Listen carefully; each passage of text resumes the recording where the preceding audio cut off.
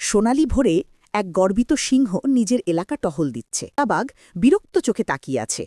সিংহের গর্জনে সে যে গজেলটাকে শিকার করছিল তা পালিয়ে গেছে তোলে। সে মনে করে চিতাবাঘ সবসময় তার এলাকার খুব কাছে চলে আসে। হাওয়ার ঝাপটায় দুজনের মাঝখানে ধুলো উড়ে যায়। পুরনো শত্রুতা, পুরনো রাগ আবার জেগে ওঠে। হঠাৎ দুজনেই যুদ্ধের ভঙ্গিতে দাঁড়ায়। চিতাবাঘ নিচু হয়ে বসে, সিংহ মাথা নামিয়ে দাঁত বের করে।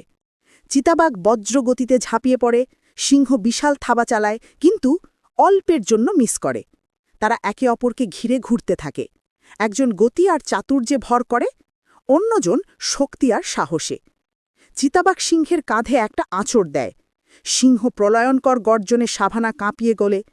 সিংহ শক্তি সঞ্চয় করে সামনে ঝাঁপিয়ে পড়ে। চিতাবাঘ এড়ানোর চেষ্টা করে, কিন্তু হালকা হোঁচট খায়। ঠিক তখনই একটা বিশাল মহিষের পাল দৌড়ে এসে দুজনের মাঝখানে ঢুকে পড়ে। বাঁচার জন্য দুজনেই পিছু হটে। ধুলোয় চারপাশ ঢেকে যায়। যুদ্ধ থেমে যায়, কিন্তু শত্রুতা না। দুজন দূরের দুই পাহাড়ে দাঁড়িয়ে ক্ষুব্ধ চোখে একে অপরকে দেখে।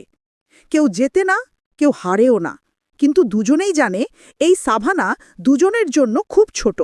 সিংহ ধীরে ধীরে মাথা উঁচু করে চলে যায়। চিতাবাঘ ঘাসের জঙ্গলে মিলিয়ে যায় ছায়ার মতো। তাদের যুদ্ধ শেষ নয়, শুধু ঠান্ডা হয়ে আছে। পরের সূর্যোদয়ে আবার দেখা হবে।